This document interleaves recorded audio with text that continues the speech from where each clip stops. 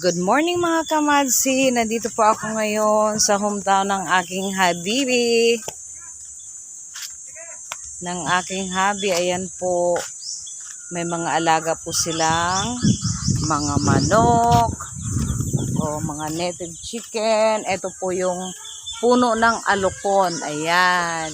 O diba? Puno po siya ng alokon na gulay. Favorite ko po yung gulay na yan. Ayan o, ang dami pong mga bunga. Anong tawag dyan? Bunga o sabi naman mga bulaklak po yan. Pero yan yung napakasarap. Yung pagkain po nila dito na diningding. Pag hinalo siya, tapos may inihaw ka na bangos.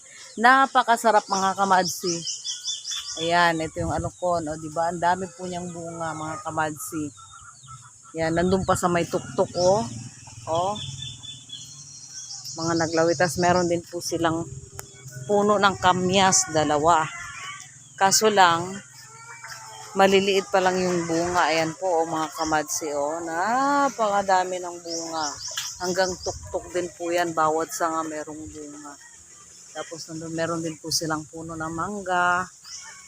Napakasarap po dito sa probinsya. Kasi na yung mga tanawin, green po yung ating mga tanawin. Siyempre, may extra kasama ang aking mga sinampay.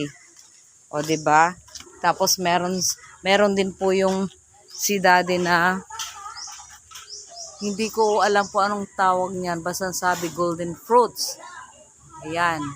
Pero bahala na po kayo kung ano pong tawag niyan sa inyong mga sa ating. Kasi may kanya-kanya tayong mga probinsya 2 puno po meron si daddy. Ayan. O, diba? Pag nasa probinsya po, nakaka-release po tayo ng konting stress kasi puro greens. Then, meron din po ang aking biyanang babae na cactus. Tabi-tabi po. Yan pong cactus na yan, marami na pong istorya. Yan, napaka matanda na po siya na cactus. Alaga po yan ng aking biyanang babae. Sabi nila, pag nakakita ka po ng ganyan, kailangan mo magtabi-tabi. Kasi automatic daw po yun na mayroong nakatira. Ayan. Marami po silang puno ng mangga. Then rambutan. Ayan. Mag-i-start pa lang po yung rambutan. Siguro ilang taon pa ang tatakbuhin. Pero yung mga mangga po, naubusan na po kami. Hindi na kami natirahan kasi late na yung uwi namin dito. Pero meron pa rin naman natitira kahit papano.